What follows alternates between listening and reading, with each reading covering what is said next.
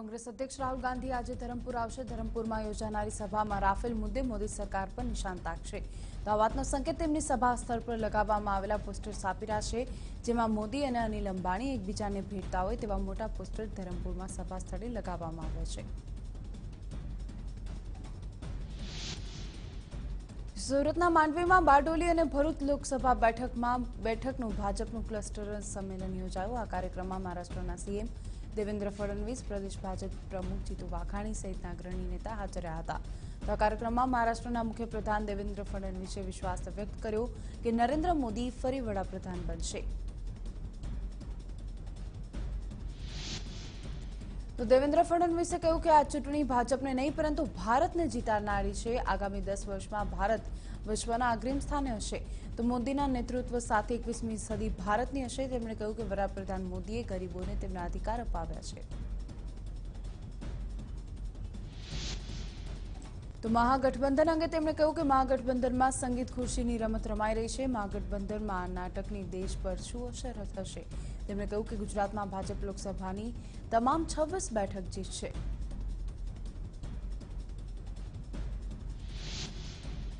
તો દેવેન્દ્ર ફડણવીસે કહ્યું કે અગાઉના વડાપ્રધાન જાતે નિર્ણય નહોતા લઈ શકતા। વડાપ્રધાન મોદી દેશના હિતમાં નિર્ણય લીધા। તેમણે કહ્યું કે વડાપ્રધાન નરેન્દ્ર મોદી રાજકીય ગણિતથી નહીં પરંતુ લોકોની સંવેદના અને વિકાસ કાર્યોથી ચૂંટણી જીતી બતાવશે।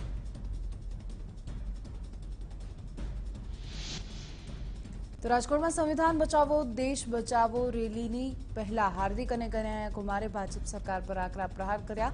દેશમાં બંધારણ ખતમ થઈ ગયું હોય તેવું યુવા નેતાઓએ આરોપ લગાવ્યો। હાર્દિકે આરોપ લગાવ્યો કે તંત્ર દ્વારા આ રેલીને મંજૂરી ન મળે તે માટે પૂરતા પ્રયત્ન કરવામાં આવ્યા હતા। તો કનૈયાએ કહ્યું કે લોકોનો અવાજ દબાવવામાં આવી રહ્યો છે। તો રાજકોટમાં સંવિધાન બચાવો સભામાં હાર્દિક પટેલ, જિગ્નેશ મેવાણી અને કનૈયા કુમારે પીએમ મોદી પર પ્રહાર કર્યા। જેમાં મેવાણીએ કહ્યું કે સરકારે દર વર્ષે 2 કરોડ લોકોને રોજગારી આપવાનો વાયદો કર્યો હતો, પરંતુ 1% લોકોને પણ રોજગારી નથી આપવામાં આવી।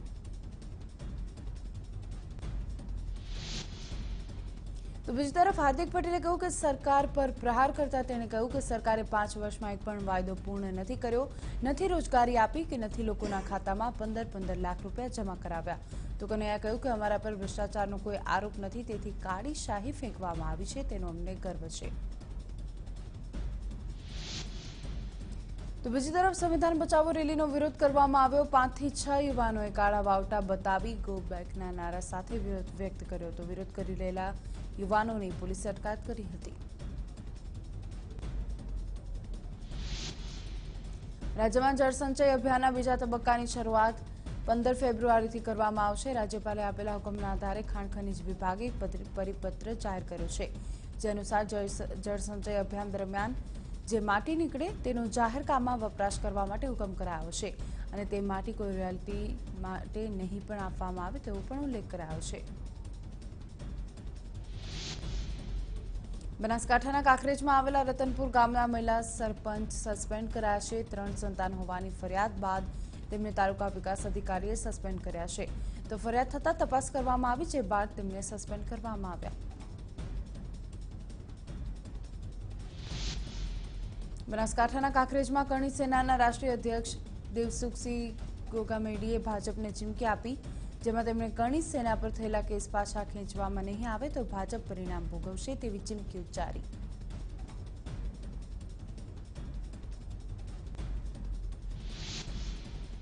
નર્મદામાં આગામી તારીખ 16-17 ફેબ્રુઆરીએ ટેન્ટ સિટી ખાતે ઓલ ઇન્ડિયા સ્ટેટ ઇલેક્શન કમિશનરની કોન્ફરન્સનું આયોજન કરવામાં આવ્યું છે, જેમાં 16મી તારીખે રાજ્યપાલ ઓપી કોહલી કોન્ફરન્સનો પ્રારંભ કરાવશે। તો આ કોન્ફરન્સમાં તમામ રાજ્યોના સ્ટેટ ઇલેક્શન કમિશનર પણ ઉપસ્થિત રહેશે। અમદાવાદમાં પાસ કન્વીનર અલ્પેશ કથેરિયાએ હાઈકોર્ટમાં અરજી કરી। તેમણે પોતાની પર પાસાની કાર્યવાહી ન થાય તે માટે હાઈકોર્ટમાં અરજી કરી છે। અલ્પેશની અરજીના પગલે હાઈકોર્ટે સરકારને નોટિસ જાહેર કરી। તો આ અંગેની સુનાવણી 22મી ફેબ્રુઆરીએ હાથ ધરાશે। રાજ્યમાં અલગ અલગ મોલ્સમાં લોકોને ફૂડ કે પાણીની બોટલ નહીં લઈ જવા દેવાને મામલે હાઈકોર્ટમાં જાહેર હિતની અરજી દાખલ કરાઈ। અરજદારે રજૂઆત કરી છે કે કોર્ટ આ મામલે જરૂરી નિર્દેશ જાહેર કરે। કોર્ટે કહ્યું કે અરજદાર વિગતવાર રજૂઆત કરે અને આ અંગેના કેસની વધુ સુનાવણી સોમવારે હાથ ધરાશે।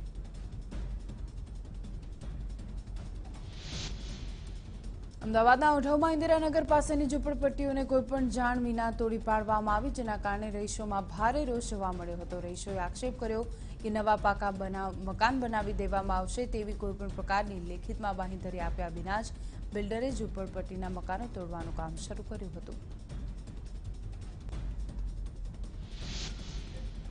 અમદાવાદમાં વધતા જતા સ્વાઇન ફ્લૂના કેસ ચિંતાનો વિષય બન્યા છે। છેલ્લા 4 દિવસમાં 2 લોકોએ સ્વાઇન ફ્લૂને કારણે જીવ ગુમાવ્યો છે, ત્યારે છેલ્લા 12 દિવસમાં સ્વાઇન ફ્લૂને કારણે 7 લોકોના મૃત્યુ થયા છે અને આ સાથે સ્વાઇન ફ્લૂના 239 કેસ પોઝિટિવ આવ્યા છે। તો આ સાથે રાજકોટમાં પણ સ્વાઇન ફ્લૂનો કહેર યથાવત, ત્યારે 4 દર્દીઓના રિપોર્ટ પોઝિટિવ આવ્યા છે, જેમાં 2 મહિલા અને 2 પુરુષના રિપોર્ટનો સમાવેશ થાય છે। તો 44 દિવસમાં 191 પોઝિટિવ કેસ સામે આવ્યા છે।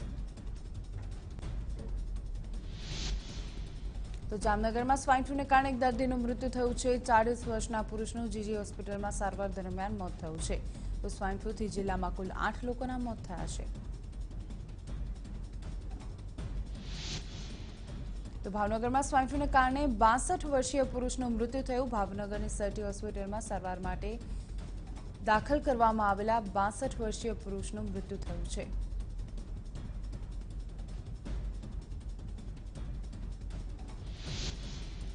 તો વડોદરા જિલ્લામાં વધુ 12 દર્દીઓનો સ્વાઇન ફ્લૂનો કેસ રિપોર્ટ પોઝિટિવ આવ્યો છે, જેમાં શહેરના 8, છોટાઉદેપુર 2, વડોદરા જિલ્લાના 1 અને દાહોદના 1 દર્દીનો રિપોર્ટ પોઝિટિવ આવ્યો છે। રાજકોટના મોટા મહુવા વિસ્તારમાં એક તરફી પ્રેમમાં અંધ બનેલા પૂજારીએ પરિણીતાને જીવતી સળગાવી। કાલભૈરવ મંદિરના પૂજારીએ પરિણીતાને જીવતી સળગાવી હતી। ઇજાગ્રસ્ત મહિલાને રાજકોટ સિવિલ હોસ્પિટલમાં દાખલ કરવામાં આવી છે।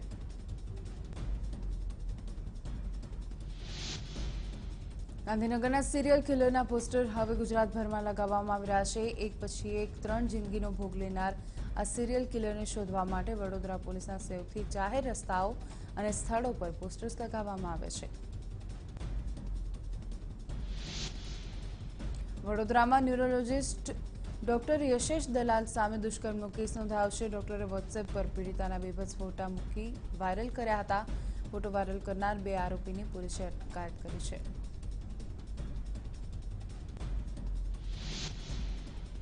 અમદાવાદના નરોડાથી અપહૃત સગીરની મુક્તિ થઈ ગઈ। નરોડામાં સગીરના છુટકારા માટે અપહરણકર્તાએ ₹15 લાખની ખંડણી માંગી હતી। અપહરણકર્તાઓએ સગીરને અલગ અલગ જગ્યાએ રિક્ષામાં ફેરવી અને બાદમાં છોડી મૂક્યો। તો પોલીસ અપહરણકારોની શોધખોળ કરી રહી છે।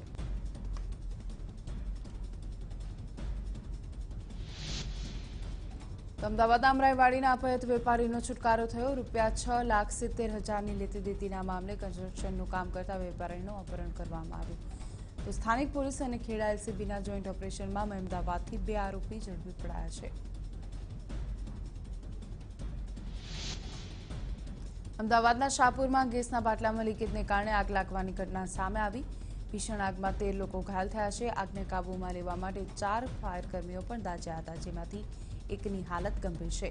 તો આગ પર કાબુ મેળવી લેવાયો છે અને ઇજાગ્રસ્તોને સારવાર માટે હોસ્પિટલમાં દાખલ કરાયા છે।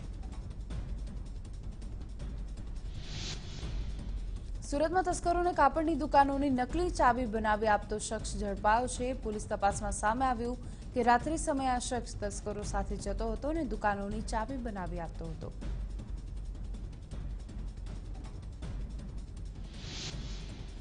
અમદાવાદમાં બાવળાના એક પાર્ટી પ્લોટમાંથી લાખોની ચોરી થઈ। ચોર ટોળકીએ પાર્ટી પ્લોટની ઓફિસની અંદર 1.53 લાખની ચોરીને અંજામ આપ્યો। જોકે ચોરીની આ સમગ્ર ઘટના સીસીટીવીમાં કેદ થઈ છે।